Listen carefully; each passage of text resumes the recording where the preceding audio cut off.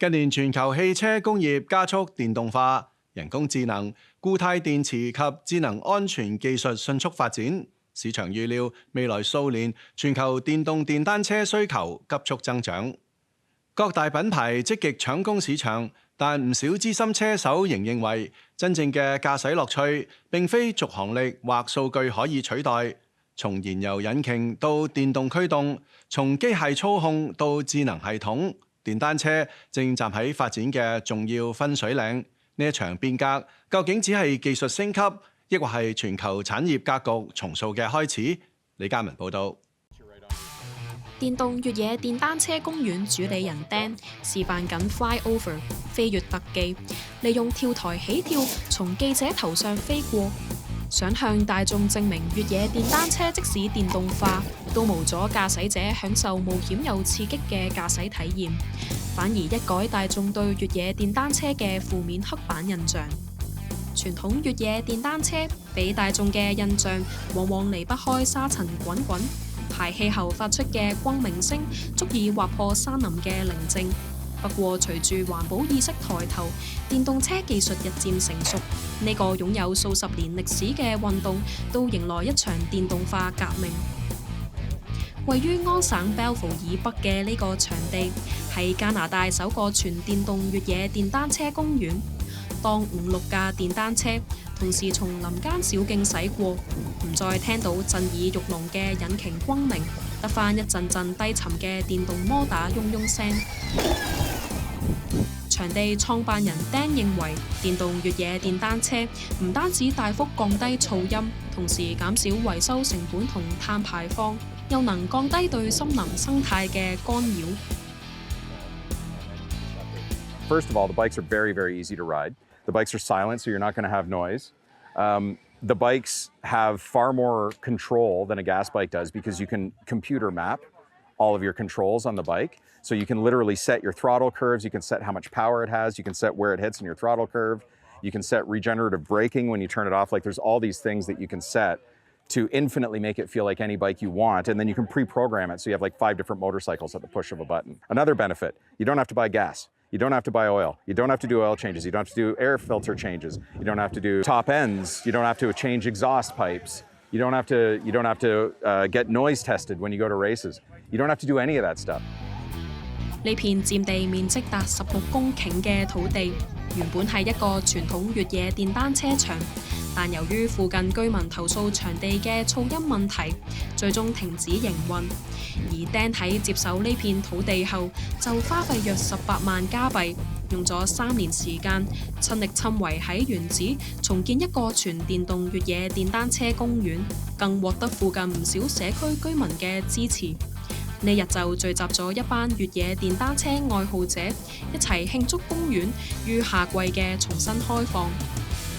其實對於唔少越野電單車車迷嚟講，吸引佢哋嘅從來都唔止係速度，而係每次着上戰衣、戴上頭盔同手套，騎上電單車，深入森林小徑，挑戰泥濘同斜坡，享受征服地形嘅成就感，又可以同一班志同道合嘅車友交流心得，正正就係越野電單車文化最迷人之處。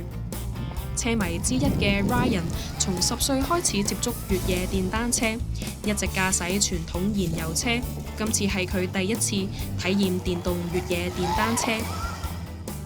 I think the electric ones, it's easier to learn right away because you're not shifting, there's no shifter, where traditional dirt bikes have a shifter and you have a clutch usually right here. Instead, there's nothing here, and you have a foot brake on the MX versions of the Stark, and then the other ones, the rear brake will have a hand brake right there, where traditionally you'd have a clutch and a shifter.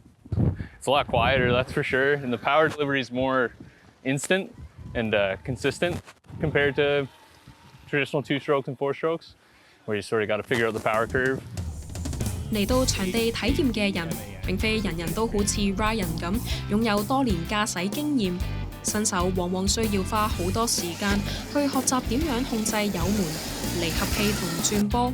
但電動越野電單車取消咗離合器同波箱嘅設計，令駕駛者只係需要控制油門同剎車。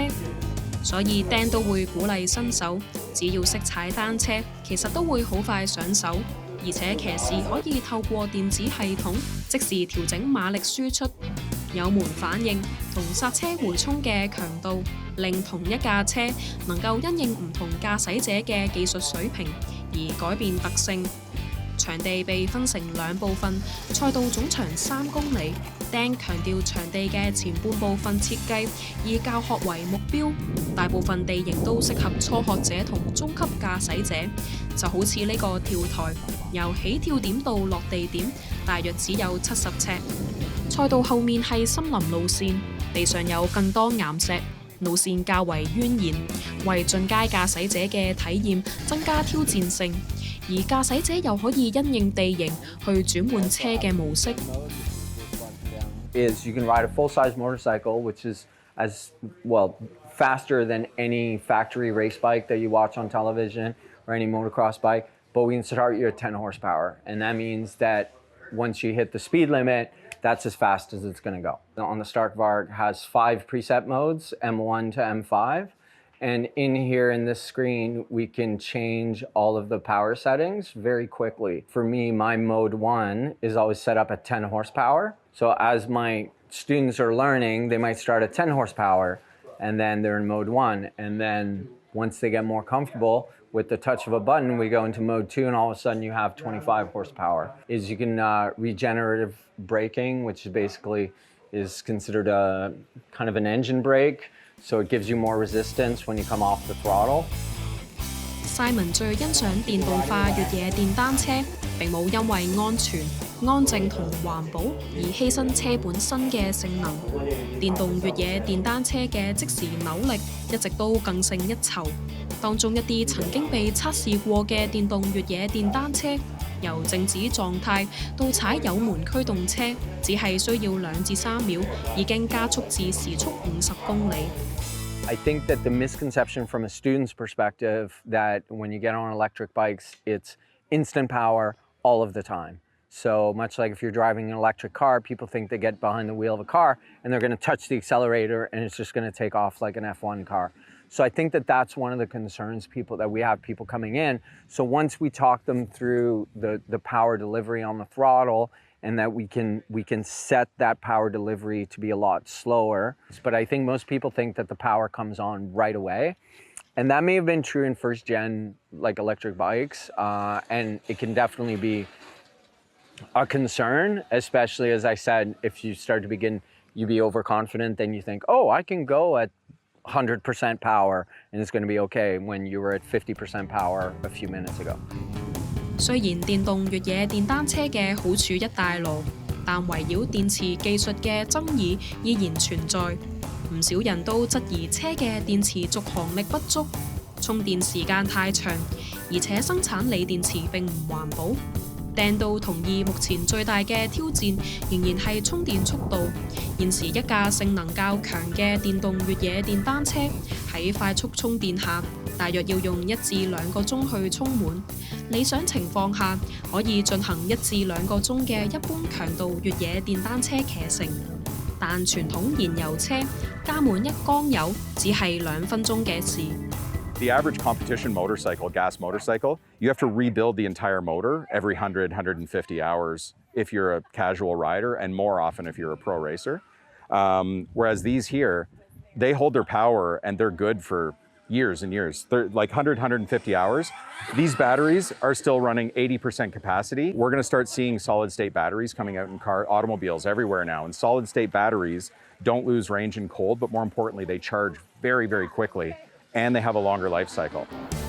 近年汽車產業積極研發固態電池，更被視為下一代電池技術。同現時主流鋰離子電池相比，固態電池以固體電解質取代液態電解液，理論上可以提供更快嘅充電速度，電池嘅體積更細，續航里程更長。電池嘅壽命會係傳統電池嘅2至3倍，同時降低起火風險。近年多間大型汽車製造商都加速投資固態電池研發。芬蘭就有公司推出全球首款全固態電池，並應用於今年推出嘅首批量產電動電單車上，聲稱喺攝氏零下30度至零上100度之下，車仍然可以保持99%嘅續航里程，充電10分鐘就可以補充約200公里嘅行駛里程。業界普遍預計未來幾年有望量產固態電池，並逐步應用於電動車上。但至於環保爭議，Dan認為要從整個產品嘅生命週期去睇。The thing is a lot of people worry about the life cycle of batteries and think I'm going to have to throw batteries out. The truth is that the batteries in these bikes last about 4 times longer than the bike does, and they're recyclable. So all these batteries get recycled, and then all the rare earth minerals in them get reused on new batteries. We've had some of these bikes for 6 years now, and they're still at 96% capacity. These bikes, the batteries will run for 20, 25 years if we take good care of them, much longer than the bikes will. 從震耳欲聾嘅引擎聲，到幾乎融入大自然嘅電動摩打聲浪，由講求速度與操控，到重視環保與社區共存，呢場發生於林道之中嘅電動化轉型，正重新定義現代人對越野電單車嘅追求。今日嘅節目時間又到，下星期再見。